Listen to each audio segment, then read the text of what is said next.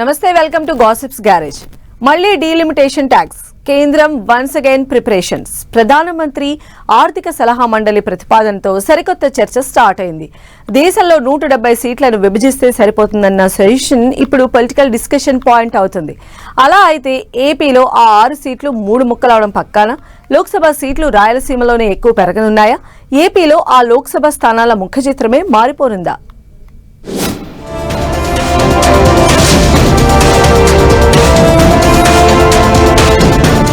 లోక్సభ సీట్ల డీలిమిటేషన్ పై మళ్లీ డిస్కషన్. ప్రధానమంత్రి ఆర్థిక సలహా మండలి సూచనతో చర్చ. ఏపీలో ఆ 6 లోక్సభ సీట్లు 3 ముక్కలు. 2గా విడిపోనున్న మరొక లోక్సభ సీటు. ఆ 7 లోక్సభ సీట్ల ముఖ చిత్రమే మారిపోనుందా? ప్రధానమంత్రి ఆర్థిక సలహా మండలి కీలక సిఫారసులతో లోక్సభ సీట్ల పెంపుపై మళ్లీ కదలిక మొదలైంది. 2 నెలల క్రితం మహిళా రిజర్వేషన్, లోక్సభ సీట్ల పెంపు కోసం కేంద్రం తెచ్చిన బిల్లుకు లోక్సభలో బ్రేక్ పడింది. నార్త్ సౌత్ వార్, ప్రతిపక్షాల అభ్యంతరాలతో డీలిమిటేషన్ బిల్లును వెనక్కి తీసుకుంది మోదీ సర్కార్. అయితే వింటర్ సీజన్ లో మళ్లీ బిల్లు తెచ్చేందుకు కేంద్రం రెడీ అవుతోంది. ఈ క్రమంలోనే ప్రధానమంత్రి ఆర్థిక సలహా మండలి లోక్సభ నియోజకవర్గాల విభజనపై సరికొత్త ప్రతిపాదనను తెర మీదకు తెచ్చింది. దేశవ్యాప్తంగా 170 లోక్సభ స్థానాలను విభజిస్తే సరిపోతుందని సూచించింది. ప్రస్తుతం ఉన్న 543 సీట్లను 824కు పెంచాలని చెప్పింది. ప్రస్తుతం ఉన్న 543 నియోజకవర్గాలలోని 59 స్థానాలను 2గా, 111 స్థానాలను 3 సీట్లుగా విభజించాలి అనేది ప్రధానమంత్రి ఆర్థిక సలహా మండలి ప్రధాన సూచన.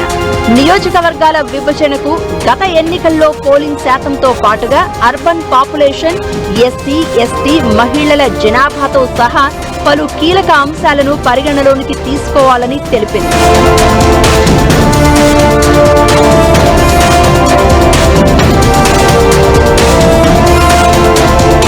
ప్రధానమంత్రి ఆర్థిక సలహా మండలి సూచించిన దాని ప్రకారం ఆంధ్రప్రదేశ్లోని విశాఖపట్నం, రాజంపేట, కడప, అనంతపురం, కర్నూలు, నంద్యాల నియోజకవర్గాలను 3గా, మచిలీపట్నం లోక్సభ స్థానాన్ని 2గా విభజించాలని సూచించింది. ఈ సిఫార్సుల్ని బట్టి నియోజకవర్గాలను విభజిస్తే ఏపీలో 3.52% ఓటింగ్ పెరిగే అవకాశం ఉంటుందంటున్నారు. జనాభా, పట్టణీకరణ, ఎస్సీ జనాభా, ఎస్టీ జనాభా, భాషాపరమైన పోలరైజేషన్ ను పరిగణలోనికి తీసుకోవాలని చెప్పారు.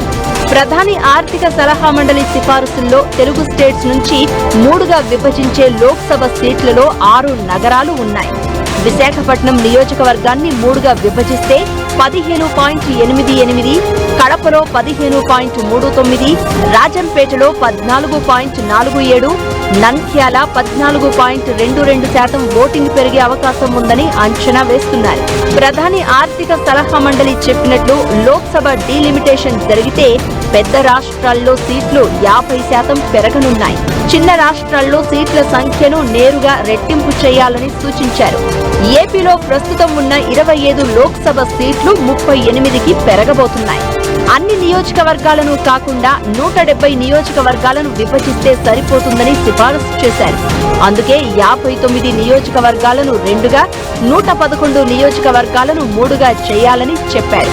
వచ్చే పార్లమెంట్ సమావేశాల్లో మరోసారి నియోజకవర్గాల పునర్విభజన బిల్లును ప్రవేశపెట్టే అవకాశం ఉందంటున్నారు.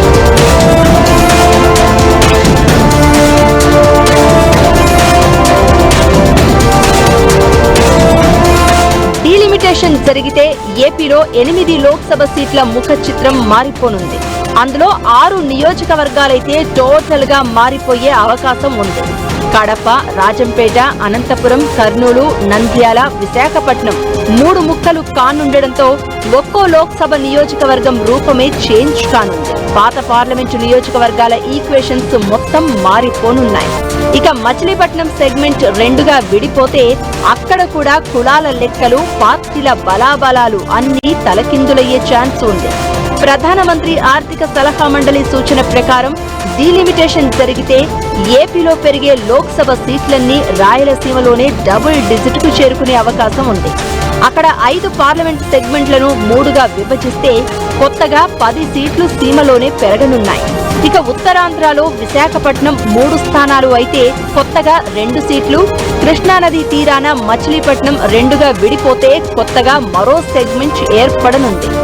ఏపీలో పెరగాల్సిన 13 సీట్లలో 10 రాయలసీమలోనే, 2 ఉత్తరాంధ్రలో, 1 కృష్ణానది తీరాన లోక్సభ సీట్లు కొత్తగా ఏర్పడే ఛాన్స్ ఉంది. ఇదే జరిగితే మరోసారి రాయలసీమ సెంట్రిక్ గా రాజకీయం రంజుగా మారే అవకాశం లేకపోలేదు. ఇప్పటికే కూటమి పార్టీలు రాయలసీమలో వైసీపీ ఓట్ బ్యాంక్ పై ఫోకస్ పెట్టాయి. గత ఎన్నికల్లో రాయలసీమలోని 52 అసెంబ్లీ సీట్లలో వైసీపీకి 7 మాత్రమే దక్కాయి. వచ్చే ఎన్నికల్లో ఆ సీట్లన్నీ నిలబెట్టుకునేలా చంద్రబాబు, పవన్ వ్యూహాలు రచిస్తున్నారు. ఇప్పుడు లోక్సభ సీట్లు కూడా సీమలోనే ఎక్కువగా పెరిగితే కూటమి పార్టీల కాన్సంట్రేషన్ మొత్తం ఓవర్ టు రాయలసీమ అయిపోనుంది. ప్రధానమంత్రి ఆర్థిక సలహా మండలి సిఫార్సుల ప్రకారం డీలిమిటేషన్ జరుగుతుందో లేదో చూడాలి మరి.